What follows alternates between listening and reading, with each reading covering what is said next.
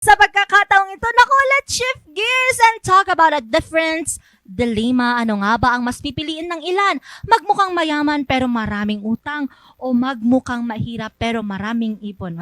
Panoorin natin yan dito sa What You Think.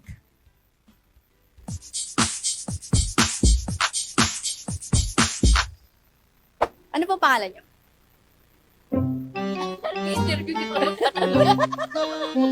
Kamusta mga ka-MB? This is Aileen Pagaligan at ngayon nandito tayo sa Baguio Cathedral upang sagutin na naman ang panibagong katanungan na anong mas gusto mo? Magmukhang mayaman pero maraming utang o magmukhang mahirap pero maraming ipon? Dito yan sa What You Think.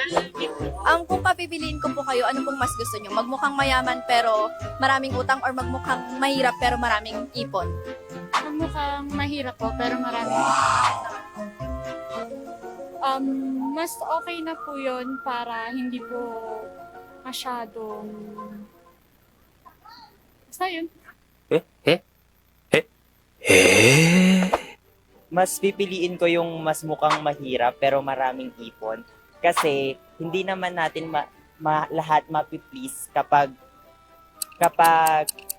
magpapanggap tayo ng panggap mayaman. Finally!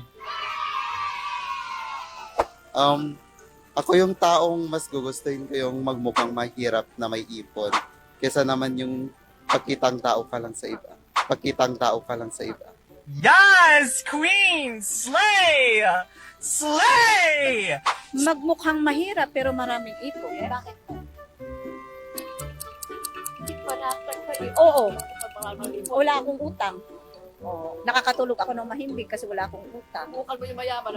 May pera ako, may pambili ako ng pagkain. Walang iniisip na utang. I'm proud of you, you know that. I hope you do. Magmukhang mahirap na marami. Opo. Bakit po? Para para hindi po ma-disappoint yung mga ibang tao na parehas ng walang pera. Mukhang mahirap. Mukhang mahirap siya. Hindi mo naman magagamit yung itsura mo kapag Thank you, kuya. Thank you po. Thank you po. At yan na nga mga ka-MB ang kasagutan ng mga narito sa Baguio Cathedral. Diyan sa studio, anong mas pipiliin nyo? Ano nga ba? Ikaw, Napakahirap na Oo, tanong. Parang as a social climber. Bilang isang social climber, parang hirap sagutin. Naman sagutin na maging mukhang mahirap, pero Walang utang. utang. Pero siguro, pag praktikalan, syempre mas gugustuhin ko yung magmukhang, kahit mukha kong simple lang yung damit and anything. Basta wala akong utang, totoo. Nakakatulog ka kasi pag wala kang utang. Pag may utang ka, naku, mababagtit ka talaga, oo. Hindi mo sure, di pa ako nabagtit. Ayan, di ba ganon yung kahit ang tawag dito, natawa naman ako sinabi mo, pwede bang kahit walang utang nababagtit na? Pwede pa rin ba yun? Sa pwede. ibang naman siguro yan, sa ibang pagkakataon. Pero kung sa akin naman, ano naman to, personal opinion naman ito, huwag niyo naman akong ibabash. Para lang para maiba. Pero syempre kasi, ang mga tao, nakabase sila sa physical, Ay, sa totoo. physical na anyo mo. Totoo. Kumbaga, gagalangin ka nila, lalapitan ka nila, kakausapin ka nila. Depende sa itsura mo. Ay, alam ko na, may utang ka. Alam mo, Pero pero kanyang ginagaslight pa kami, nag-uutang ka tamang pala. lang to, tamang gaslight lang sa sarili. Yung kumbaga kung sa utang, nandito na po ako. Dahil joke lang. Nalulubog na ba? O hindi, wala namang masamang mag-utang, wag ka lang mababaon. Pwede namang mag-utang, wag lang utang ng utang. Basta kaya mong bayaran. Oo, Pero mas kaya okay mo. din naman yung yung term nga ni Sir Leo E, na low-key. Low-key